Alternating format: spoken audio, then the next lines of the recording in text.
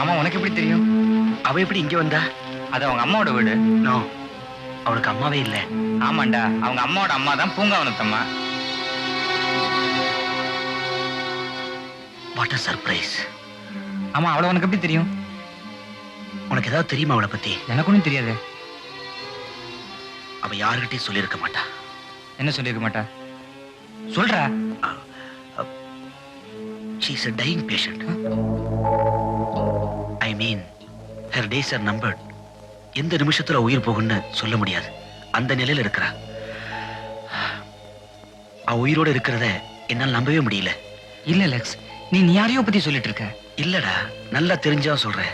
அவ என் தங்கச்சி உஷாவோட உயிருக்கு உயிரான சிநேகிதி. என் தங்கச்சியும் அவ அப்பாவும் எல்லாரும் இவ என்ன ஆனான்னு தவிச்சிட்டு இருக்காங்க. ஏதாவது விவரம் கிடைக்காதான்னு துடிக்கிறாங்க. அவளுக்கு அப்படி என்ன வியாதி?